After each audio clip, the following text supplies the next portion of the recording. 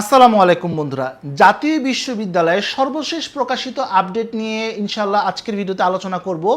পাশাপাশি যারা জাতীয় বিশ্ববিদ্যালয়ে ইতিমধ্যে আবেদন করেছো বা এই প্রক্রিয়ার সাথে যুক্ত রয়েছে এবং ঢাকা সেন্ট্রাল ইউনিভার্সিটিতে আবেদন করতে যাচ্ছ এবং সেখানেও ভর্তির একটি প্ল্যানিং রয়েছে, তারা কিভাবে এই প্ল্যানটা করবে এই নিয়ে বিস্তারিত আলোচনা করব। পাশাপাশি সর্বশেষ প্রকাশিত আপডেটগুলো তোমাদের জানিয়ে দিব, কখন কি করতে হবে সব কিছু বলে দিব। তাই ভিডিওটি অনেক বেশি ইম্পর্টেন্ট হতে যাচ্ছে। বন্ধুরা, প্রথম আপডেট, জাতীয় বিশ্ববিদ্যালয়ের সাধারণ অনার্সের দ্বিতীয় মেধা তালিকার কার্যক্রম এই মুহূর্তে চলমান রয়েছে। তোমরা জানো ঈদের আগে এই সেকেন্ড মেরিটের রেজাল্টটি প্রকাশিত হয়, তবে কার্যক্রম অর্থাৎ ফর্ম ফিল আপের কার্যক্রম এবং ফর্ম জমা দেওয়ার কার্যক্রম এই সব কার্যক্রম কিন্তু আজকে থেকেই শুরু হয়েছে।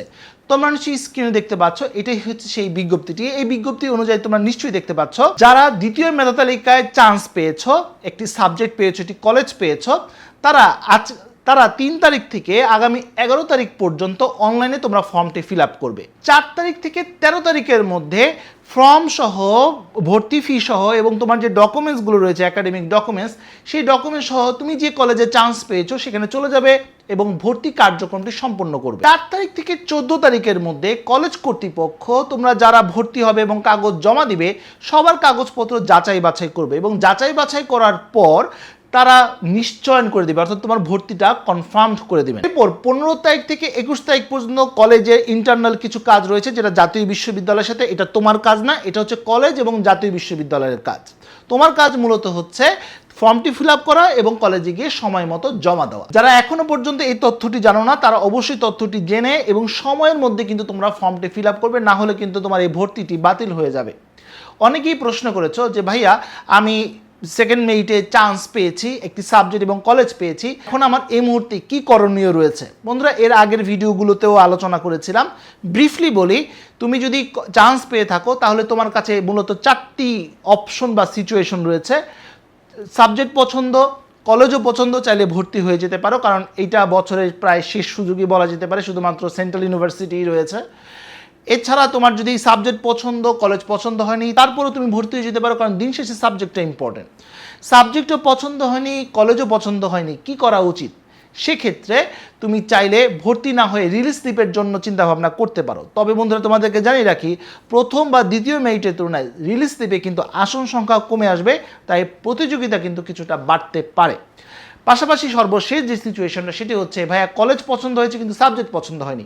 বন্ধুরা, সাবজেক্টটাই কিন্তু দিন শেষে ইম্পর্টেন্ট, কলেজটা ইম্পর্টেন্ট না।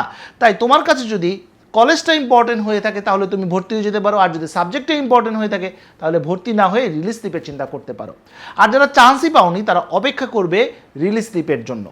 অনেকেই প্রশ্ন করেছিলে যে ভাইয়া, কোটার রেজাল্টটা কবে আসবে, যারা কোটাতে অ্যাপ্লাই করেছিলে। বন্ধুরা, এই যে টাইম ফ্রেমটা তোমাদের সাথে আলোচনা করলাম, এই টাইম ফ্রেমটা যখন তোমাদের নিশ্চয়নের কার্যক্রমটা শেষ হবে, এরপরেই মূলত কোটার নোটিশটি প্রকাশিত হবে, অথবা 16, 17, 18 এই সময়টার মধ্যেই হয়তো আমরা এই ব্যাপারে আপডেট পেয়ে যেতে পারি। আর আপডেট পাওয়া মাত্র অবশ্যই আমি তোমাদেরকে জানিয়ে দিব। কোটার জন্য প্রায় 7-8 দিন বা 10 দিন সর্বোচ্চ সময় দেওয়া হবে। এরপর আসবে কোটার রেজাল্ট, কোটার রেজাল্টের পর 7 থেকে 10 দিন হয়তো বা সময় দেবে ভর্তির জন্য। এরপর আসবে রিলিজ স্লিপ, প্রথম রিলিজ স্লিপ। তাহলে আমরা ধারণা করছি এই মাসের শেষের দিকে, একদম শেষের দিকে আপডেট আসতে পারে, অথবা আগামী মাসের প্রথম সপ্তাহের দিকে ইনশাল্লাহ আপডেট আসবে। প্রথম রিলিজ স্লিপের ক্ষেত্রেও প্রায় 10 থেকে 12 দিন সময় দেওয়া হবে আবেদন করার জন্য। আবার সেকেন্ড রিলিজ স্লিপে আবেদন করা যাবে। প্রথম রিলিজ স্লিপে যদি চান্স পেয়ে যদি ভর্তি না হও, সেক্ষেত্রে রিলিজ স্লিপে আবেদন করতে পারবে সেকেন্ড রিলিজ স্লিপে, অথবা চান্স না পেলেও তোমার জন্য থাকবে সেকেন্ড রিলিজ স্লিপ। এগুলো নিয়ে কিন্তু ইতিমধ্যে আমি ভিডিও দিয়েছি, সেখানে আমি বিস্তারিত আলোচনা করেছি, চাইলে তোমরা দেখে নিতে পারো। অনেকেই মাইগ্রেশন নিয়ে প্রশ্ন করেছিল যে ভাইয়া, আমরা যারা সেকেন্ড মেরিটে চান্স পেয়েছি সেক্ষেত্রে কি আমাদের মাইগ্রেশনটা হবে? হ্যাঁ, যখন তুমি ভর্তি হবে, ভর্তি হলেই একমাত্র মাইগ্রেশনটা অ্যাক্টিভ হবে। এর আগ পর্যন্ত কিন্তু মাইগ্রেশন তুমি অন করে ফর্ম ফিল আপ করলেও লাভ হবে না। ফর্মও ফিল আপ করতে হবে এবং ফর্ম ফিল আপ করার সময় মাইগ্রেশনটাও ইয়েস করতে হবে এবং তোমাকে ভর্তিও হইতে হবে। ভর্তি না হলে কিন্তু মাইগ্রেশন হবে না। অনেকেই প্রশ্ন করেছো, ভাইয়া মাইগ্রেশনের সুবিধাটা কি আমরা রিলিজ স্লিপের ক্ষেত্রে পাবো? না, রিলিজ স্লিপে এই সুযোগটি পাবে না। যারা সেকেন্ড মেরিটে চান্স পেয়ে মাইগ্রেশন অন করবে তাদের রেজাল্টটা মূলত কোটার সাথে দেওয়া হবে, আর কোটার আলাদা কোনো মাইগ্রেশন নেই। সো কোটাতে তুমি যে সাবজেক্ট পাবে সেটাই তোমাকে ভর্তি হতে হবে, অথবা তুমি রিলিজ স্লিপে যে সাবজেক্টটি পাবে সেই সাবজেক্টই তোমাকে পড়তে হবে, এটা পরিবর্তন করার কোনো সুযোগ নেই। হ্যাঁ, তুমি চাইলে ভর্তি না হতে পারো, কিন্তু পরিবর্তন বা মাইগ্রেশন তুমি করতে পারবে না। অনেকে এটাও প্রশ্ন করেছিলে যে ভাইয়া রিলিজ স্লিপে কয়টা কলেজে আবেদন করতে পারবো? 5টি কলেজে আবেদন করতে পারবে না, এর কমও পারবে না, এটার বেশিও পারবে না, এটাই তোমাকে আবেদন করতে হবে এবং এটাই সিস্টেম। 5টি কলেজ তুমি সিলেক্ট না করলে আবেদন সাবমিটই করতে পারবে না, এটা জরুরি। আর রিলিজ স্লিপের জন্য কোনো টাকা পয়সা লাগে না, কোথাও কোনো ফর্ম জমা দিতে হয় না, শুধু অনলাইনে আবেদন করতে হয়। এটা নিয়ে কিন্তু অলরেডি আমি একটি ভিডিও দিয়েছি, চাইলে তোমরা দেখে নিতে পারো। এক ভাইয়া প্রশ্ন করেছেন এবং প্রশ্নটা খুবই লজিক্যাল এবং অনেকেরই হয়তো বা এই সিচুয়েশনটার মধ্যে রয়েছে, তাই এটা খুব ভালোভাবে বোঝার চেষ্টা করো। এক ভাই বলেছেন যে তিনি জাতীয় বিশ্ববিদ্যালয়ে ভর্তি পরীক্ষা দিয়েছেন এবং এই প্রক্রিয়ার সাথে যুক্ত রয়েছেন এবং তার মূল টার্গেট হচ্ছে ঢাকা সেন্ট্রাল ইউনিভার্সিটিতে পড়াশোনা করা, কিন্তু আসনটা যেন নষ্ট না হয় বা সময়টা যেন নষ্ট হয়, এই বছরটা যেন লস না হয়, রিস্ক ফ্রি থাকার জন্য তিনি জাতীয় বিশ্ববিদ্যালয়ে সাধারণ অনার্সে পরীক্ষা দিয়েছেন এবং এখানে একটা স্কোর নিয়ে এই প্রক্রিয়ার মধ্যে যুক্ত থাকছে। এক্ষেত্রে ভাইয়া প্রশ্ন করেছেন যে তার এই মুহূর্তে অর্থাৎ 2nd মেতে করণীয় কী? বন্ধুরা, আগামী 10 তারিখ থেকে ঢাকা সেন্ট্রাল ইউনিভার্সিটির আবেদন কার্যক্রম শুরু হতে যাচ্ছে, চলবে আগামী 20 তারিখ পর্যন্ত। এরপর ভর্তি পরীক্ষা হতে হতে আগামী মাসে খুব সম্ভবত 18 তারিখ বা এর আশেপাশেই পরীক্ষাটি অনুষ্ঠিত হতে পারে। এটা নিয়ে আমি আলাদা একটা ভিডিওতে আলোচনা করবো ইনশাল্লাহ, আর আপডেট পেলে তো অবশ্যই জানিয়ে দেব। তার মানে জুলাই মাসটা পুরোপুরি লেগে যাবে তোমার ভর্তি পরীক্ষা এবং রেজাল্ট পাবলিশড এই সব কিছু। আর অন্যদিকে জাতীয় বিশ্ববিদ্যালয়ের টাইম ফ্রেমটা যদি চিন্তা করো, এখন কিন্তু 2nd মেটের কার্যক্রম চলছে, এই মাস শেষ হতে হতে কোটার কার্যক্রম শেষ হয়ে গেল। এরপর আসবে রিলিজ স্লিপ।